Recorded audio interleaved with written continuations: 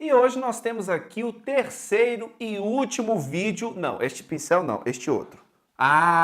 O terceiro e último vídeo dessa série em que eu estou esmiuçando para você o conceito de ato administrativo, porque é assim que funciona comigo. Você que me segue, você que é meu aluno, a partir da sua necessidade, daquilo em que você tem tido mais dificuldade, eu gravo vídeos gratuitos para poder te ajudar nessa necessidade, porque a minha missão é fazer com que você tenha um projeto de vida bem sucedido, por meio da sua aprovação em concurso público e, afinal de contas, você seja muito feliz. É isso que eu quero para você.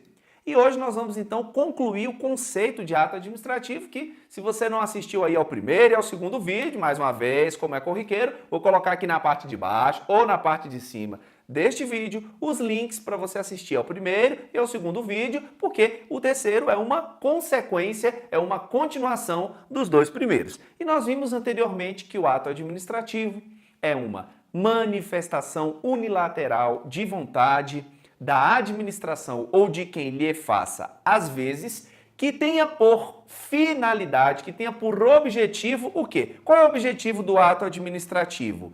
A produção de efeito jurídico, que tenha por fim a produção de efeito jurídico, o que poderíamos chamar de efeito jurídico? Bem, o efeito jurídico, ele é concretizado na figura de algum verbo. Criar, extinguir, transferir, modificar, declarar, tudo isso em relação ao quê? Direitos ou obrigações. Então, o ato administrativo pode criar um direito, extinguir um direito, transferir um direito, modificar um direito, declarar um direito. Ou ele pode criar uma obrigação, extinguir uma obrigação, transferir uma obrigação, modificar uma obrigação, declarar uma obrigação. Ou seja, a produção de efeitos jurídicos do ato tem sempre a ver com algum direito ou alguma obrigação que vai ser modificado pelo ato, ou criado, extinto, transferido ou declarado pelo ato. Eu vou dar 3 exemplos apenas para ficar claro. Primeiro ato, nós podemos verificar o caso de alguém que é nomeado para cargo efetivo. A nomeação é um ato administrativo que produz o seguinte efeito jurídico: criar um direito, o direito à posse. Se eu penso, por exemplo, num ato administrativo de multa de trânsito, o que a multa é? Um ato administrativo que produz o efeito jurídico de criar uma obrigação de pagamento. Antes da multa, aquela obrigação não existe, depois da multa, ela passa a existir. E por fim, vamos imaginar ainda no trânsito, porque todo mundo, de uma certa forma, está envolvido no trânsito, então esses exemplos assim muito cotidianos ajudam todo mundo a conseguir compreender o que eu estou falando. A cassação da CNH. O condutor atinge lá o número máximo de pontos por conta de infrações que cometeu, aí então a autoridade de trânsito resolve cassar a CNH. A cassação da CNH é um ato administrativo que vai, por exemplo, extinguir um direito. Qual direito? Direito de dirigir. Sem a minha CNH, eu não tenho o direito de dirigir. Portanto, todo ato administrativo vai produzir alguma modificação, alguma criação, extinção, declaração ou transferência de direitos ou obrigações. Então, qualquer ato administrativo com o qual você se deparar, você pode verificar qual é o efeito jurídico. Primeiro você pensa, ele atua sobre direitos ou obrigações? Identificou isso? Segunda parte, o ato está criando, extinguindo, modificando, transferindo, declarando direito ou obrigação? É basicamente isso, essa produção de efeitos jurídicos. Então, o objetivo do ato administrativo é produzir um efeito jurídico, mas isso não de qualquer forma, porque essa manifestação de vontade, ela precisa ser subordinada, submissa à lei. Nós sabemos que o princípio da legalidade impõe que a administração só faça aquilo que está previsto em lei. Portanto, quando o ato administrativo ele vai repercutir em direitos e obrigações, ele só pode fazer isso subordinado à lei.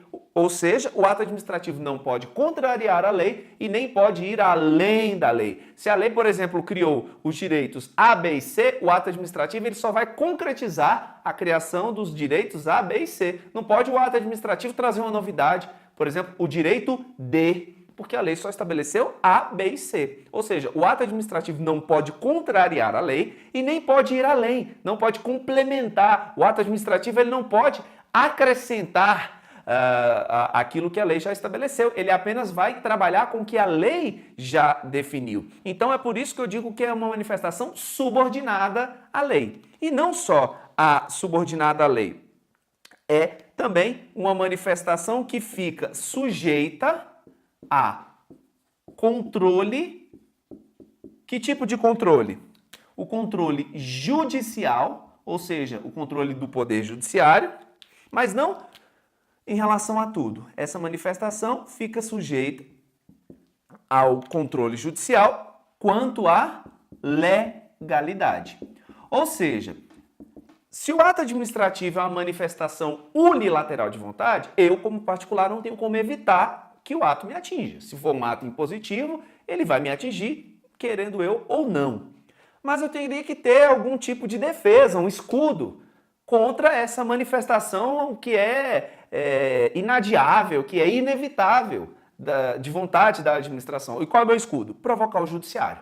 Toda vez que eu verificar ou que eu supor que um ato administrativo não obedeceu à lei, e aqui, gente, essa legalidade, toma cuidado, tá? Não é uma legalidade estrita. Aqui é a chamada legalidade ampla. Por que legalidade ampla? Porque aqui tanto é a questão de avaliar se o ato obedece à lei, literalmente falando, quanto também observar se o ato administrativo é compatível com os princípios da moralidade, razoabilidade, proporcionalidade, motivação e assim por diante. Então, quando eu digo que o judiciário pode controlar o ato administrativo quanto à legalidade, o que eu quero dizer? Que o juiz, se for provocado, poderá avaliar se o ato administrativo em questão é compatível com a lei, literalmente falando, e compatível com os princípios. Se o ato administrativo ferir algum dispositivo de lei ou não obedecer a algum princípio, pode sim o juiz anular, extinguir aquele ato administrativo. Então guarde na memória, todo ato administrativo, não importa, pode ser um ato vinculado, pode ser um ato discricionário. Todas as vezes que a questão for de legalidade, esse ato administrativo poderá ser avaliado pelo Poder Judiciário e se o juiz entender que o ato fere uma lei ou algum princípio, pode sim anular o ato, mesmo que ele seja vinculado, mesmo que ele seja discricionário. Então, em suma, como ficamos? O ato administrativo é uma manifestação unilateral de vontade da administração ou de quem lhe faça às vezes, que tenha por objetivo a produção de efeitos jurídicos, sempre subordinada à lei e sujeita a controle judicial quanto à legalidade. Ponto. Todas as vezes que você pensar em atos administrativos, você vai trazer todas essas noções embutidas, porque este é o conceito. Isto é um ato administrativo. Eu vou ficando por aqui, espero que essa nossa série tenha contribuído para que você compreendesse o que é o ato administrativo e gostaria de dizer para você que tem muito mais aulas como estas te esperando aqui no link abaixo ou acima, em que você pode cadastrar o seu e-mail, receber o mini curso grátis e também conteúdos exclusivos que eu só encaminho para os meus alunos que fazem parte da lista VIP. Portanto, faça agora, acesse o botão que está aqui abaixo, ou aqui em cima e receba esse material gratuitamente no seu e-mail para que você tenha ainda mais conteúdo de valor para fazer com que você alcance o seu sonho de aprovação em concurso público. Eu vou ficando por aqui, te aguardo no próximo vídeo que vem por aí, eu ainda não sei qual é, mas com certeza virá. Abraços efusivos do seu professor Eliesley Silva.